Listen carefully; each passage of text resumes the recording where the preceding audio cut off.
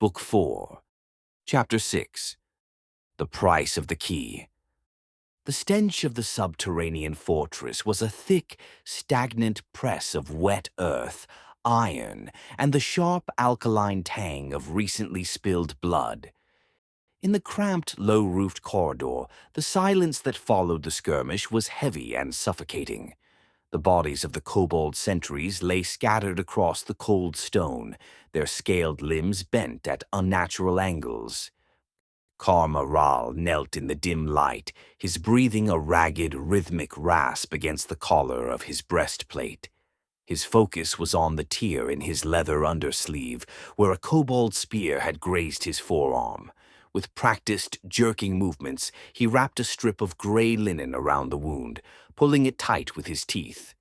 Each motion was deliberate, a rigid imposition of discipline over the raw pain humming through his flesh. Behind, Zira stood against the wall where the slaughter had left her. Her hands were tucked into the sleeves of her dress, and beneath the fabric, her fingers were trembling. Her eyes were fixed on nothing but seeing the place where the dead had recently been alive. Karma glanced at her once, then away. There was a thing happening to the sorceress that Karma did not have a word for, and not having a word for a thing made him wary of it. Karma moved along the wall toward the wide black mouth at the corridor's end, where the throne room opened into the heart of the warren. He reached the corner and looked. It was a broad vaulted chamber, its ceiling lost in shadow. At its far end the kobold king sat upon a throne, and around him stood his guards. Not the scrawny rabble the party had just cut through, but broad-shouldered, scale-armored creatures with curved sabers and the still balanced stance of soldiers who had done this before. He counted. 7 near the king, and across the hall, by the great door on the right, 3 more. Beside the throne stood Meepo, his eyes wide and wet, his clawed hands working in the air as though he could not decide whether to wring them or raise them in prayer. Karma withdrew his head and let the breath go slow between his teeth. 10 guards, Karma stated. Guards. Always guards. You don't build a throne room to keep it empty. We should not try to fight our way through, Zira said, her voice rising in a desperate bid for control. She stepped forward, her chin lifting with practiced, aristocratic haughtiness. They viewed me as a queen. They saw the blood in me. If we use the weight of that reverence, we might intimidate them into submission. She straightened her spine, smoothed the front of her dress with both palms, and walked toward the doorway. But when she reached it and looked in, the hall she had built in her mind collapsed as soon as her eyes fell upon the king, and the sensory ghost of their first meeting rushed back to choke her. She felt the phantom grip of a rough, clawed hand on her shoulder. She heard the sound of her dress tearing, the cool draft of the cavern air hitting the bare skin of her back, and the high gasps as her deepest, most guarded secret was exposed to the light. The humiliation was a physical weight, a sudden, crushing hand that squeezed her throat until she could barely breathe. Her legs turned to water. The regal posture she had assumed withered into a trembling hunch. The words she had prepared died in her mouth, replaced by a cold, hollow terror. She could not do this. She could not stand before them and pretend to be a queen when they had already stripped and humiliated her. She did not decide to flee. Her body decided. She turned and ran, stumbling back into the corridor, and she did not stop until the wall met her, and she slid down it and folded over her own knees and vomited. Karma watched her go with an expression carved from flint. Wonderful, He said. That's your queen, then? Balin offered from where he stand. She's not my anything. Karma stepped to the doorway himself and looked again, slower this time, reading the room as he'd been taught, the lines of sight, the choke points, the way the 7 by the throne were arranged to fold inward and crush whatever came through the door, the way the 3 on the right could pour across to reinforce.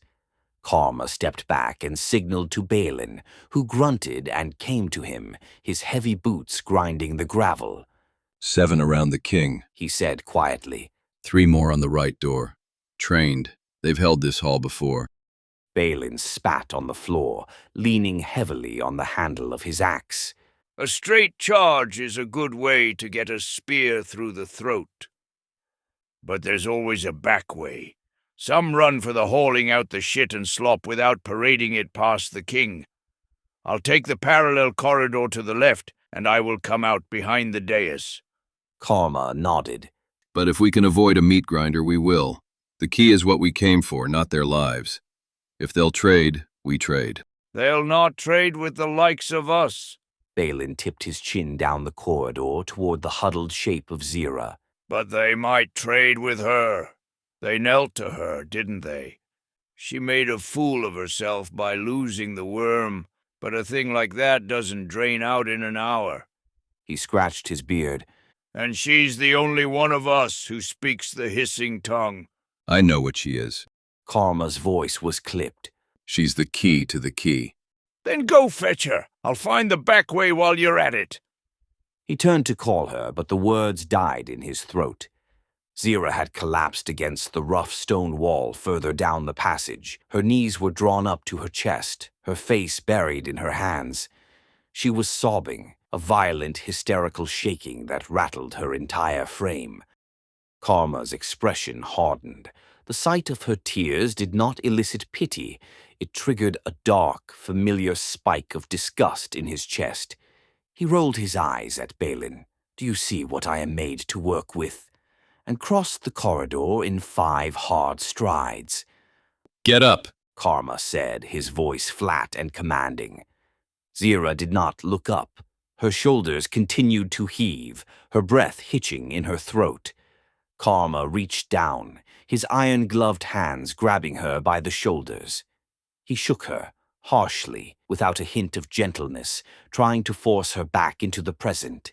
I said get up! Zira flinched, her eyes flying open, dark with panic. In a blind, frantic reflex, she began weakly swatting at his heavy iron breastplate, her palms clattering uselessly against the cold metal. Leave me alone! Just get away from me! Karma didn't let go. He seized her wrists, pinning her hands, his dark eyes locked onto hers, burning with an intense, unyielding authority. Look at me, Miss Darkmeyer. The sheer force of his presence seemed to act like a bucket of cold water. Zira's frantic movements slowed, her breathing turning into sharp, ragged gasps as she stared up at the paladin. Her cheek was flushed red, either from the physical exertion of her panic or the heat of her own shame. Listen to me. Karma said, his voice dropping to a low, intense hiss. You are going to walk back to that door, and you are going to get that key. You will talk to them. You will use whatever titles or blood lies you must. We are here in this rotting hole because we followed your instincts. We freed the dragon because of your choice. Now it is time you do your part, woman. The word woman hung in the damp air, heavy with a quiet, biting contempt. Zira stared at him, her lips parting slightly. The panic in her chest began to shift, the cold ice of her fear melting under a sudden, toxic bloom of heat. She looked at his hand on her wrists, at the rigid line of his jaw, and then past him to Balin, who watched her with a cold, evaluating stare that offered no sympathy. She swallowed hard, her chin lifting slowly. Very well, she whispered, her voice trembling but regaining its formal cadence. Release me. Karma let go of her wrists, stepping back with a curt nod. Zira stood. She straightened the lapels of her dress, her fingers smoothing down the fabric with meticulous, agonizing care. She felt as though she were walking toward her own execution, but as she turned toward the throne room, the shame that had paralyzed her began to curdle. Why should I weep for them, she thought, her inner voice growing cold and venomous. They kept Calcrics in chains. They dragged me through the dirt. They are stinking, parasitic things. She reached the threshold of the throne room. This time she did not run. She stepped into the light of the braziers, her head held high, her eyes fixed on King Eustrael. Hold your weapons. Zyra commanded in Draconic, her voice echoing through the vaulted chamber with a chilling, manufactured calm. The guards on the dais tensed, their sabers lifting, but King Eustrael raised a clawed hand, his yellow eyes narrowing as he looked down at her. Beside him, Meepo stood, his small shoulders hunched, his gaze darting between the king and Zyra with a look of profound, wounded betrayal. Give us the key. Zyra said, her voice formal, carrying no warmth. Give us the key, and we will depart this place. We will leave you to your shadows, and we will not return. King Eustrael let out a dry, rattling hiss that might have been a laugh. He leaned forward on his stone throne, his clawed fingers gripping the armrests. "Dragon woman," he said, his voice a guttural scrape of Draconic. "you speak of departure, yet you have stolen our future. You let the child of the flame go. You truly have a red heart, dragon blood." Meepo stepped forward, his small fist shaking in the air. "Ah! Traitor!" The little kobold shrieked, his voice cracking with a high, pathetic rage. "Traitor! We trusted you! I brought you to the king! You promised to help, and still you gave the wormling to the wind!" The king's gaze did not leave Zyra's face. "You are truly worthy of your scales, sister of the red," Eustrael murmured, a mocking reverence in his eyes. "But a queen does not beg from the dirt, and a thief does not dictate terms." They tore my shirt, she thought. They held me down and bared me to the whole grinning rabble, and they called it reverence. They cage a child of fire behind iron, and they call it devotion. These stinking, scraping, arrogant things. Zyra's jaw tightened. Give us the key. She repeated, her voice dropping an octave, the formal veneer beginning to crack. The king did not answer. Instead, he raised his scepter. The kobolds began to rattle their sabers against their shields, a slow rhythm, mocking and martial, building. The king watched her and said nothing more. Zyra turned her head. Karma stood a pace behind her in the corridor mouth, sword loose in his fist, watching. I suppose, she said in the common tongue. This is their answer. And here was the truth she carried out of that room, the truth she would turn over in the dark for a long time after. She had not truly tried. She knew the shape of a real negotiation, the patience of it, the giving and the taking, the long, slow work of finding a thing both sides could bear. She had done none of it. She had walked in, made a demand, and waited for them to refuse so that she could be done with them, because she wanted to be done with them, because some red thing in her wanted what came next. She felt it rise now, the red thing, rolling up over her sight like a tide coming in over a flat shore. The shame and the rage and the memory of the cage and the small fierce love she felt for Calcrix, the dragon she had freed, her kind, locked in iron by these creatures who now would not even bargain for their own lives. All of it fused into one cold, clear purpose. She looked up into Karma's face, into the eyes that had judged her and held her and pulled away from her in horror, and she said, with no heat at all in her voice, which was the most terrible thing about it, Kill them. Kill every last one of them. Karma stared into her eyes for a long, silent second. He saw the shift in her, the sudden chilling evaporation of her humanity, and for a brief moment a flicker of genuine unease crossed his face. But he did not hesitate. He looked past her to Balin and gave a single, sharp nod. Balin did not speak either. He gripped his axe, turned, and disappeared into the dark.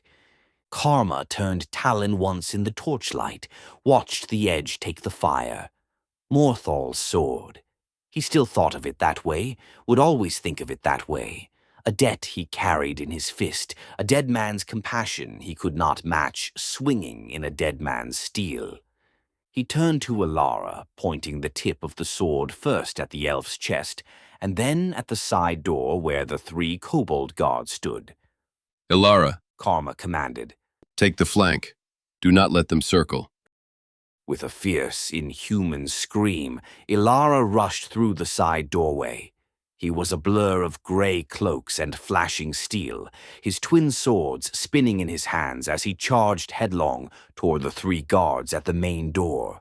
The kobolds, startled by the sheer fury of the assault, shrieked in horror and retreated a step, their formation breaking. Ilara slammed into them, his blades hissing through the air as he took control of the opening, his laughter echoing over the clatter of weapons. Karma did not watch him. He stepped into the throne room, turning left toward the main force, but the kobolds on the dais did not retreat. They were the king's personal guard, hardened and disciplined. With a synchronized, guttering roar, the guards charged down the steps of the dais, their sabers leveled. Karma met the charge with a brutal 2-handed sweep of talon. The blade sheared through the blade of a saber, but the momentum of the small, heavy bodies forced him back. He snarled, his shield arm absorbing a heavy blow from a rusted saber. On the dais, Meepo hovered near the king, his hands clawing at the air as he pointed at Zira. Kill her! Kill the traitor! Tear her skin off!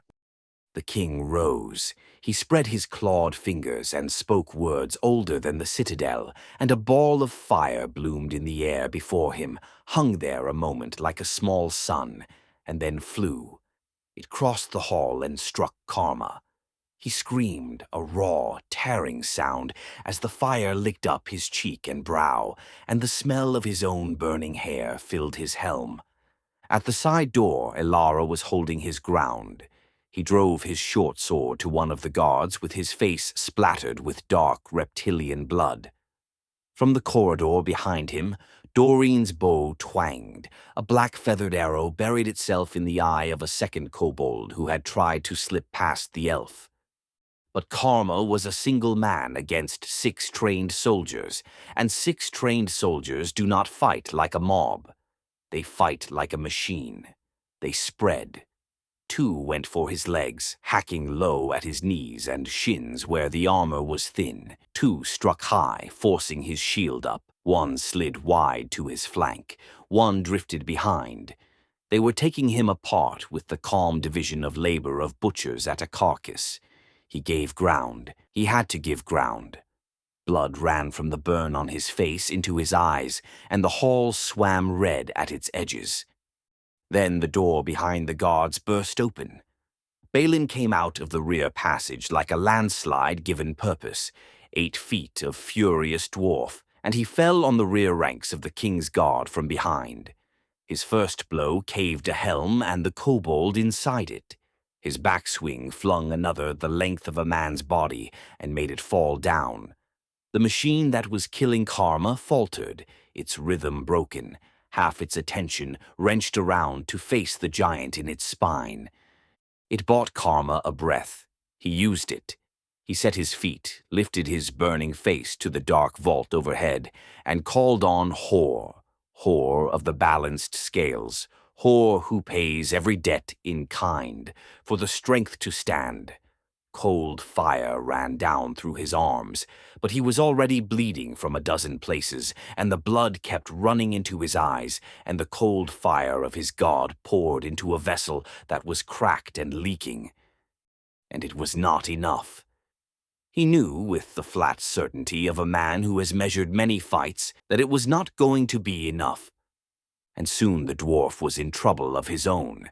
3 of the guards had peeled off and rounded on him, and they were driving him back step by step toward the corridor mouth, working him the way they'd worked Karma, low and high and flank, refusing him a clean swing. 1 halberd bit into the giant's thigh, another into his ribs. Balin growled in pain, forced to take a step back into the narrow corridor he had just cleared. Hor, Karma gasped, his knees shaking as blood poured from the burn on his face, blinding his left eye. Give me balance. But his strength was spent. He raised his shield to block a low strike, but a second blade slipped past his guard, burying itself deep in his side. Karma gasped, the breath leaving his lungs in a wet rattle. He dropped to his knees, his vision fading to gray. He tried to lift Talon, but the sword felt as heavy as a mountain. He collapsed, his armor clattering against the stone, his blood pooling rapidly around his body. Zyra did not hurry. Her face was a smooth, pale blank, wiped clean of the hysteria and the shame, wiped clean of everything but the cold work ahead. The rage had stopped boiling. It had gone past boiling into something colder, a still bright clarity, and through that clarity she saw the room. She saw Karma down in his blood, 2 kobolds creeping in to finish him, and she saw Doreen there before her. Doreen was standing astride Karma's fallen body, with her legs wide and her bow drawn full, an arrow nocked and aimed, sweeping the muzzle of it from one kobold to the other. One guard already lay with a shaft jutting from the center of his forehead. The 2 living ones had stopped. They could see, as Doreen could see, exactly how it would go. They could rush her and bring her down, but the first of them to move would take an arrow through the skull before he reached her. Neither wanted to be first. Doreen took a slow step toward them, the bow steady, and they gave ground. I'll put one in your throat before you can take a step, rat. She needed both hands for the bow, and she had a potion on her belt and a dying paladin at her feet, and there was no version of this where the arithmetic worked, but Doreen had never let arithmetic stop her. Keeping the bow drawn and the arrow trained on the nearest kobold, she dropped into a high crouch over Karma's body and let her drawing hand do double duty, 2 fingers pinching the string to hold the shaft on the nock, the others fumbling a vial loose from her belt loops. She brought it up to her mouth, caught the cork in her teeth, and spat it away. Then she leaned down over him, far as she dared without dropping her aim, and poured the potion in a thin, glittering stream down into his half-open mouth, half of it splashing his chin. And finally, the impossible balancing act betrayed her. A bow wants 2 hands. A potion wants 2 hands. She had given each of them one, and in the giving the arrow slipped from her drawing fingers and clattered useless to the floor. The 2 kobolds immediately saw the opening, and they lunged forward, their sabers swinging. Doreen was already moving. She was always already moving, rolling back off her heels and out of the saber arc, and the blades whistled through the air she'd left. But it put her out of reach of Karma, and the 2 guards were on him now, and Karma was just surfacing under the potion's hard, sweet burn, his hand closing on the hilt of Talon by instinct, before his eyes had fully opened to shrieking and steel. The kobolds gleeful above him, sabers already falling toward a man flat on his back. He should have died in that first heartbeat. By every law of the fight, he should have died there. But his body fought before his mind had caught up to being alive. When a blade came down at his head, his shield was there. When a thrust drove at his chest, Talon was there. When a swing came down at his neck, he rolled his chest and the point furrowed the stone into a shiver of sparks. The 2 kobolds hacked and stabbed and could not, for all their training, land the killing blow. A prone man should have been easy meat. This one twisted under every stroke, shield and sword and shoulder, always somehow in the way, and they began to shriek in frustration. Seeing his guards balked, the king swung his floating fire toward the writhing paladin and sent it sailing across the hall, past the heads of his own soldiers, to finish what the blades could not. Zyra saw all of it, peripheral, unimportant. Her gaze had locked on the king the moment she crossed the threshold, and it had not moved. The king, the torturer of the innocent, the one who had torn her shirt and bared her shame to the hall and called it reverence. The cold, clear thing in her did the arithmetic Doreen could not, and the arithmetic was simple, and it was final.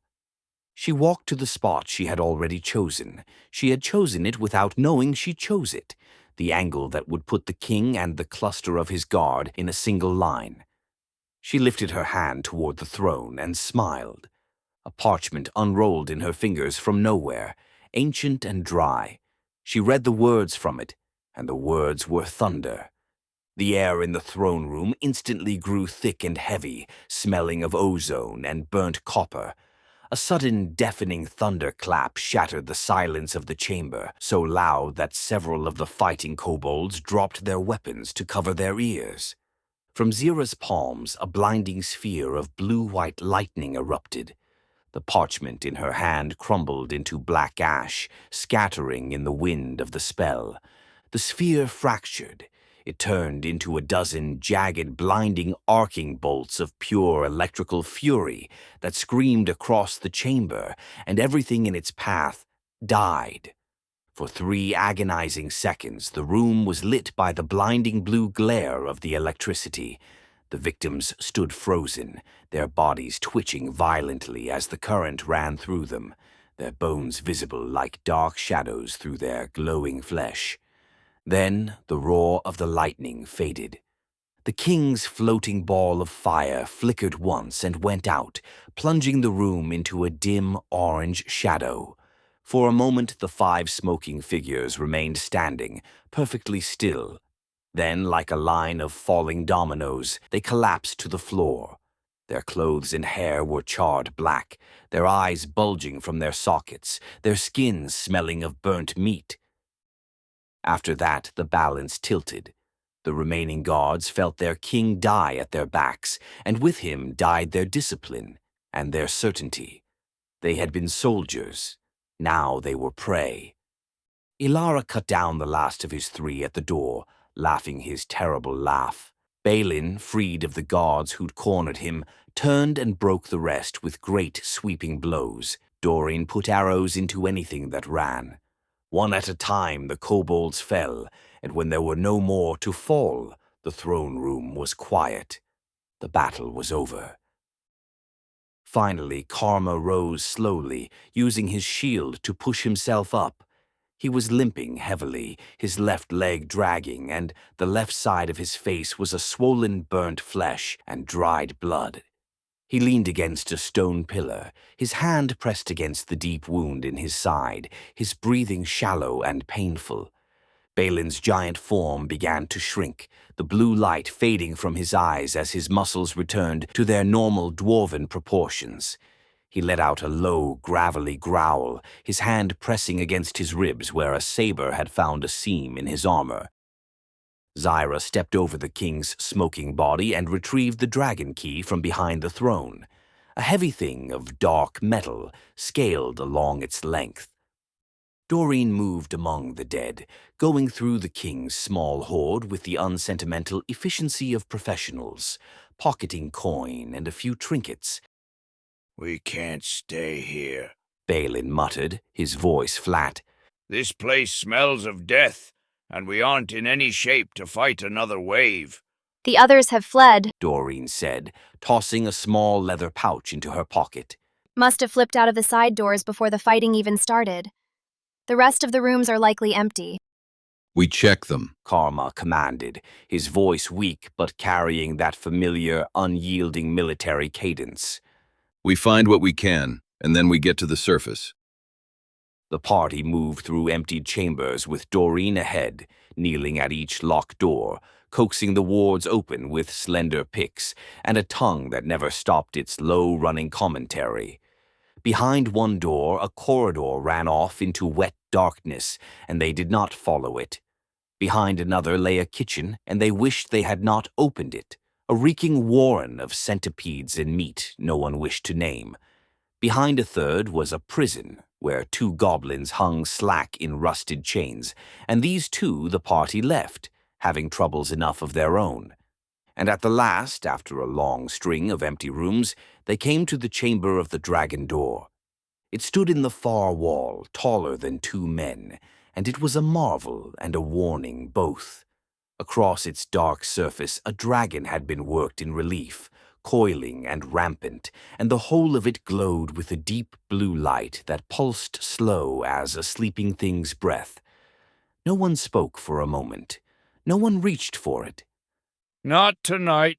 Balin said at last, and no one argued. We'd not last a room past that. It can wait one more night. So they left it glowing in the dark and climbed back toward the air.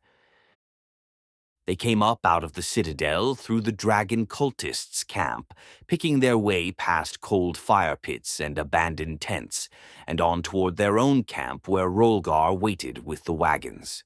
The fresh air was a mercy after the close reek below, and sun shined to the shoulders of the ashen hills. Balin and Doreen fell into step together, the way they did when the other's drama grew too thick to breathe in. Went well, that. Balin said. Went well? Doreen snorted. Karma's face is half cooked and you're walking like your hips are made of gravel. We're walking, they're not. That's well. He paused. What's that you're turning over? She held up the trinket she'd lifted from the king's hoard, a small white token shaped like a feather. Found it on his lordship. Reckon it's one of Quail's, the feather kind. She turned it in the sunlight. Could be it makes a giant bird. Or a tree. Hard to say till you throw it and see what happens. She tucked it away. Either way, it's mine now. Karma walked ahead of them, silent, thoughtful, in pain, one hand still ghosting near his burned cheek, as though to confirm it was still attached to him. And Zira walked behind them all. She felt completely numb. It was as if the world had lost its color, leaving only a dull, gray landscape of stone and ash. In the throne room, after the lightning had cleared, she had stopped. She had walked to each body, to the guards, to the king, to Meepo, and she had looked at their faces. She had searched her own heart for guilt, for horror, for some spark of the woman she used to be, the woman who had wept for the dead. But she had felt nothing. The anger had faded, leaving only a vast, cold emptiness. The scales are balanced, she thought, and the words came in Karma's voice, in Hor's grim accounting. They humiliated me. They locked up Calcrix. They chose to fight. Their deaths are simply the price of the key. She looked at her companions walking ahead of her. Karma was limping, a makeshift bandage wrapped tightly around his thigh and his side, his face hidden behind his helm to conceal the ruin of his burn. Balin walked with a stiff, heavy gait, his hand occasionally pressing against his bruised ribs, his face set in a grim, silent mask. Ilara drifted near the rear, a new, shallow cut on his cheek, still oozing a dark trickle of blood. Now and then his tongue touched the corner of his mouth, tasting the copper of it, while his lips moved in whispers meant only for the doll. And Doreen. Doreen was walking beside Balin, her fingers playing with a small trinket she had found, her face completely untroubled by the slaughter they had left behind. Zyra felt a sudden, chilling realization. She felt nothing for them either. Karma hated her. He saw her only as a vessel of weakness and betrayal. Ilara was a ticking clock of homicidal obsession. Balin openly despised her and her volatile magic. And Doreen was violent and merciless and would, Zyra thought without much bitterness, sell the lot of them for 100 gold if the price were offered cleanly enough. What did she have left? The thought came to her unbidden, and she did not push it away as she once would have. The figure from Voragax's vision. The woman who wore her own face, clad in leather and steel, crowned and terrible and unafraid. Was that what remained when everything else was stripped off? Was that the only thing waiting at the bottom of the cold? Was that the only path left? Had she already made the choice? Then she felt one small warmth set against the dark, Calcrix. Free now, wings in open air, a path of her own choosing under an open sky. Yes, red dragons brought ruin, that was the way of them. She knew it and did not pretend otherwise. But Calcrix might also become a thing no one had words for yet, a thing Zira herself could not name. And there was a stubborn comfort in that uncertainty. She had loosed one cage in a world full of cages. It was not nothing. She made herself believe it was not nothing. In the deep middle of the night, Doreen woke without moving. It was a skill she'd kept from a hard girlhood, to come fully awake while lying perfectly slack, breath even, eyes barely cracked. She'd woken to the soft sounds of the watch changing. Across the low coals, two shapes hunched close together. Balin and Karma, heads bent, voices pitched below the crackle of the fire. They thought everyone slept. She watched through her lashes, and because the wind had died and the night was still, the words carried farther than the two men knew. She told me to kill them. Looked me in the eye and said it like she was asking for water. And I did. I gave the order off her word. After Thundertree, I swore I'd not follow her instincts into another grave. And here I am. You followed because dozen trained kobolds would have gutted us if we'd dithered, Balin said. Don't dress it up as her witchcraft. It was a fight. She pointed it, and you won it. I'll drink for that. There was the sound of a Balin drinking, and then nothing for a while. Tell me something, Balin said finally, slower, the way he came at things he'd been turning over a long time. You look at her and see the woman that sold you, Angela. Aye? A long silence, then grudging. Aye. And the mad one, Ilara. He looks at her and sees his dead sister climbing out of the grave. Karma nodded, watching Balin from the corner of her eye. And those scaled little wretches we just put down, they got on their knees and saw a red dragon wearing a woman's skin. Balin let the fire pop between them. 3 sets of eyes, 3 different mirages. He shook his head slowly, and his voice dropped lower still. What in the deep dark is wrong with Mistress Zira? That every soul who meets her sees a thing that isn't there. Makes a man wonder if there's aught true behind all those faces, or if I'd know it, even if I saw it. His jaw tightened. That's not normal. Whatever she is, it's not normal, and I don't like standing close to it. Karma did not answer immediately. He stared into the fire, his hand tightening, on the hilt of his sword until his knuckles turned white. If the time comes, The paladin whispered. and her blood takes her. There was a long silence. Then Balin nodded slowly. Aye, a bad stone has to be cleared from the wall before the whole thing falls.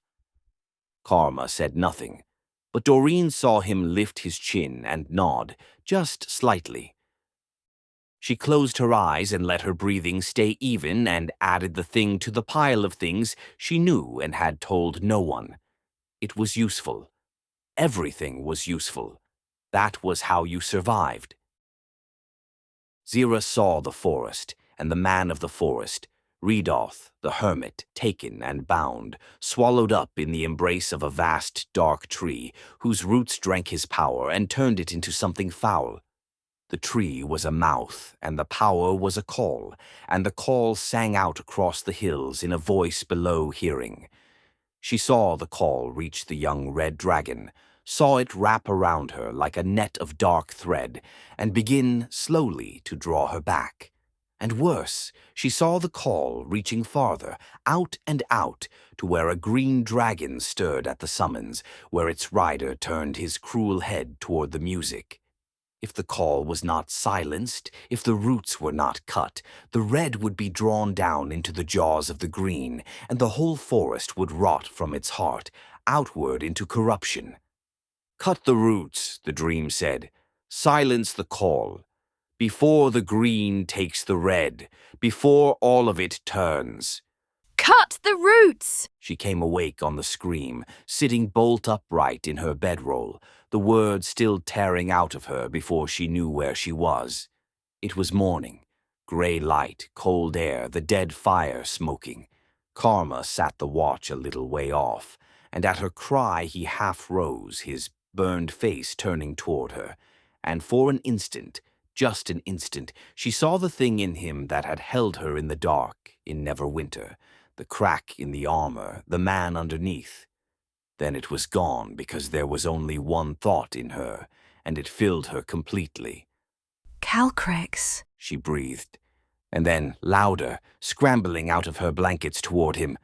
Calcrex, the dragon, she's in danger. We have to go now. Slow down. Karma's good eye narrowed. What danger? We are leagues from... The hermit, Redoth. The tree has him, the dark tree. It's drinking his power and turning it into a call, a song. You can't hear it, but she can. Calcrex can. It's pulling her back. The words spilled out of her in the wrong order, faster than sense, and she heard how mad they sounded and could not stop them. She was already moving through the camp, shaking shoulders, kicking at bedrolls. Up, everyone up. Balin, Doreen, we're going back to the cave this hour, through the dragon door. The green one's coming, the green dragon and its rider. The call's drawing them too. And if it reaches them first, she's dead. She'll be torn apart, and the forest with her. She rounded on Karma again, gripping his pauldron. Cut the roots. Free Redoth. Silence the call. That's the only road. They stirred and grumbled and stared at her, and she did not care because the urgency was a hand around her throat. The dragon door. They had to reach it now before the green took the red, before all of it turned. She drove them on, her voice flat and brooking no argument. Karma argued, and she overrode him. Balin grumbled, and she did not hear it. Doreen watched her with narrowed, knowing eyes and said nothing at all. Zyra herded them, hurried them, drove them back down out of the hills toward the dark mouth of the buried citadel, the dragon key clutched in her fist like a thing she meant to use or break.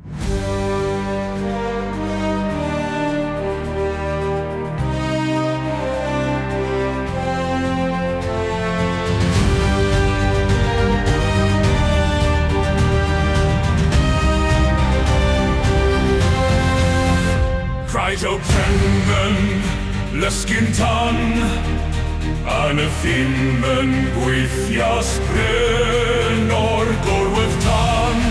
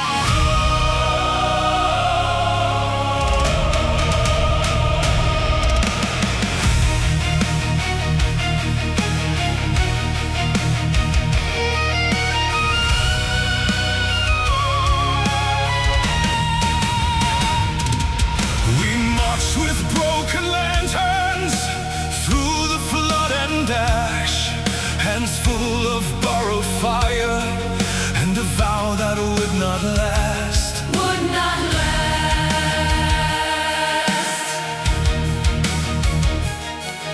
I heard the children calling from behind the iron gate, but every step toward mercy left a scar upon my name. Upon my name.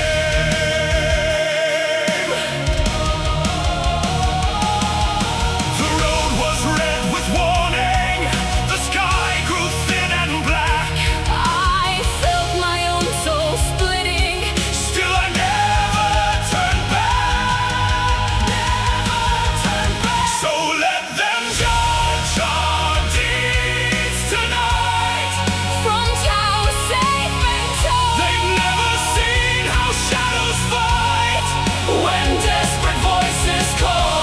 sometimes in the darkest hour, When evil shows its we face trade our souls for fatal power. and leave without a trace. And leave without a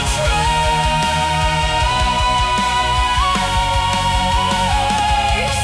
My hands became the ruin of the man I used to know. Each mercy that I carried turned to thorns beneath the snow. I wore the flame like scripture till the prayer went cold inside, and every saved tomorrow had a little more of mine. More of mine. The oath began to tremble like glass in a clenched fist. But every crying shadow Made the sacrifice feel just. Feel the cost. So let them judge our deeds tonight.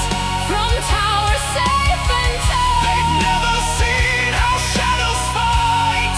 when desperate voices call. For sometimes in the darkest hour, When evil shows its we face trade our souls for fatal power. and leave without a trace. And leave without a trace. If I became the flame, then what was left of me? I see my face in ember, a stranger in the flame. I save the world from drowning. And forgot